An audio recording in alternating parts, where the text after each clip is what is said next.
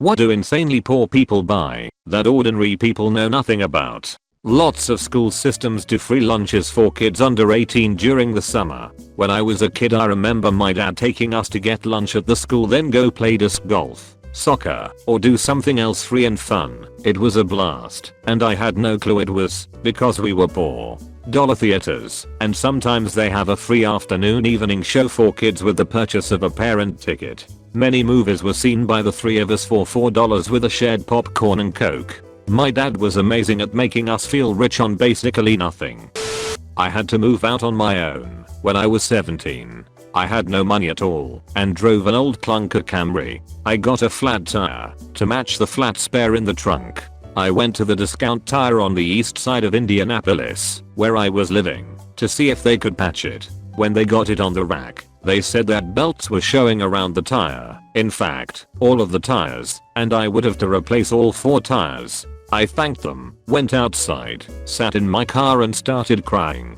The manager came out and knocked on the window. He said that he had a set of tires that would fit my wheels that someone left when they got new tires. I told him thanks, but didn't have any money. He told me not to worry about it, and when I graduate, to come back and buy my tires from them. I have been both very poor and very comfortable. A lot of very true statements already posted here, but here's what I have noticed. When you are broke, you can't plan ahead, or shop sales, or buy in bulk. Poor people wait to buy something until they absolutely need it, so they have to pay whatever the going price is at that moment. If 10 packs of paper towels are on sale for half price, that's great, but you can only afford 1 roll anyway. In this way, poor people actually pay more than others for common staple goods. This is true. It's expensive to be poor in the US.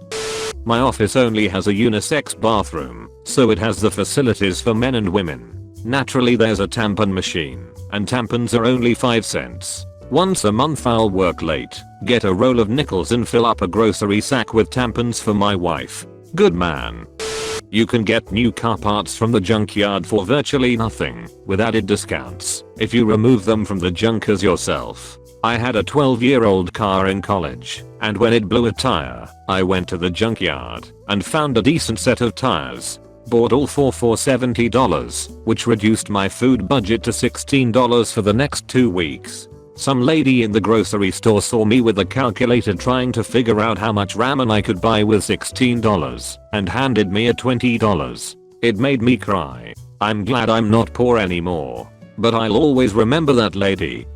When I was child, Burger King ran a special kids meal where it was 2 mini burgers that were attached to each other like a weird conjoined burger experiment. Sometimes we would go. My dinner was 1.5 of the mini burgers. My mom's dinner was the half I didn't eat, and she would fill up on the free refills of soda. My mom would buy a small personal pizza for my brother on special occasions, like if he did really well on a test at school or something. Even though it was only like $2, she couldn't afford anything for herself, so she would eat his leftover crust.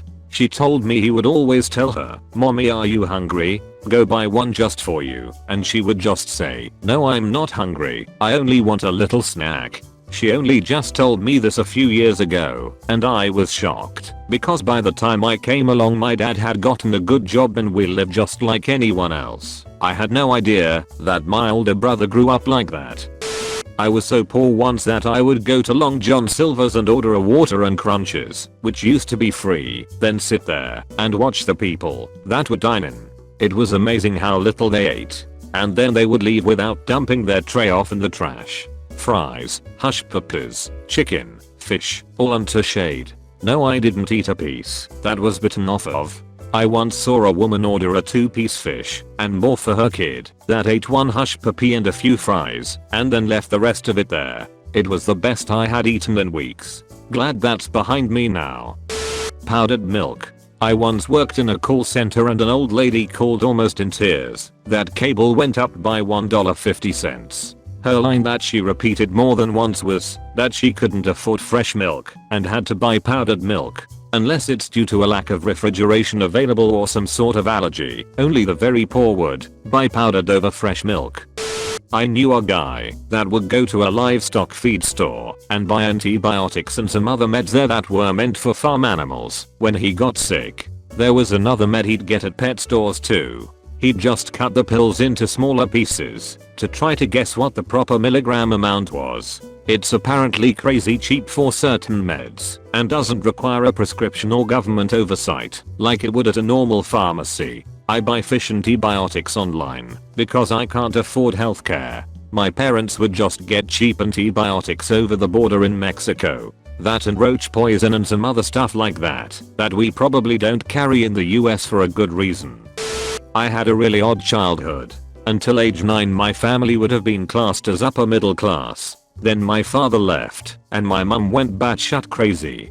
From 9 to 18 we were dirt poor. I remember being 10 years old and our weekly treat was to go to the Little Woods Cafe. I think they went bust and they did a 99p 5-piece breakfast. We shared that among my mum, brother, sister, and me. One of us got the extra item. We'd take turns. As an adult I have made sure my children will never know poverty because of excellent memories like that. Nothing motivates you more than memories of fighting over a solitary sausage.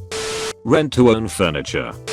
In university I used to buy a 10 to 20 pound bags of potatoes, freeze-dried chives, and gravy mix in bulk, not the supermarket packs which are $1 for 2 cups of gravy, restaurant-sized packs that make 8 liters. That was often dinner, usually at the end of the month, when money got tight. Sometimes I had even saved enough that I could have mashed potatoes made with some sort of dairy or bacon grease. I also had a cheap tub of protein powder for weightlifters. It was gross, but I would blend it up, usually with water, hold my nose and gulp it down. It was actual protein and slightly more healthy than a week-long diet of potatoes. Handfuls of ketchup packets from McDonald's. Growing up my mom used to tell me of a homeless guy she knew of that would go into the local McDonald's and get a free cup of hot water, then proceeded to add ketchup, salt and pepper to make himself a hobo tomato soup.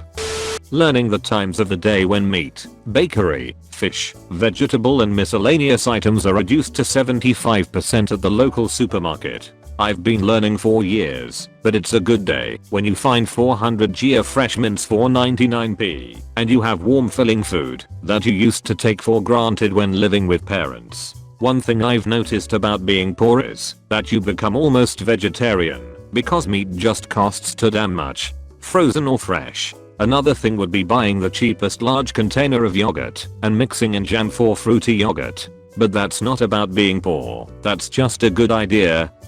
Growing up my family had its moments of struggle. Our public transport system at the time had tickets which were simply hole punched with the date and month, not the year. So we'd save them and store them neatly in envelopes, marked by month and concession or full fare. After a few years of saving tickets we pretty much had free train and bus travel for the next 10 years, until they changed the ticketing system to electronically stamped tickets with barcodes. It's not the things we bought. I grew up in a level of poverty in the entire 1980s and some of the 1990s that modern politicians will swear to you doesn't occur in modern America.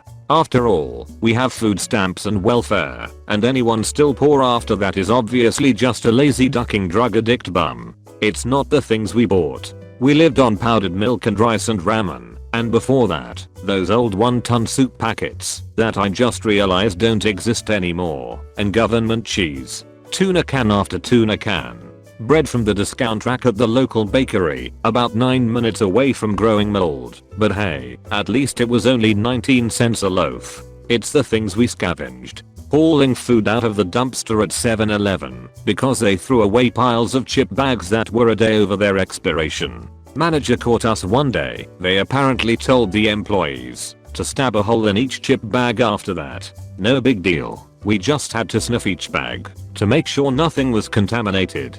Checking neighbors' trash bins, rescuing half a damn pizza some idiots had ordered the night before, then threw away after a handful of slices. Hauling in furniture from alleyways. My littlest sibling, my sister, received a twin bed mattress that had a grotesque brown stain on it. Looked like someone had shot a gallon of wet feces onto it. No ducks given. We scrubbed that ducker with bleach over and over, and she slept on it for years. And then there were times when the welfare checks or food stamps didn't arrive and the trash bins were not producing food. I grew up in a fairly rural area. When that happened, I know that in winter, grey squirrel tastes fucking gross. Sure, people from the south can claim that their brown and red squirrels are delicious, but I would rather eat shut out of a pig's ass than eat another bite of goddamn squirrel meat. Or jackrabbit. Or goddamn dandelion greens. I guess I'm just saying that it's not what insanely poor people buy. Since they are insanely poor, they can't ducking afford to buy anything. You can keep the electricity and rent paid, or you can, nope, there is not other choice. Food, medicine, clothing, furnishings, blankets, all of this is shit you can pull out of the garbage.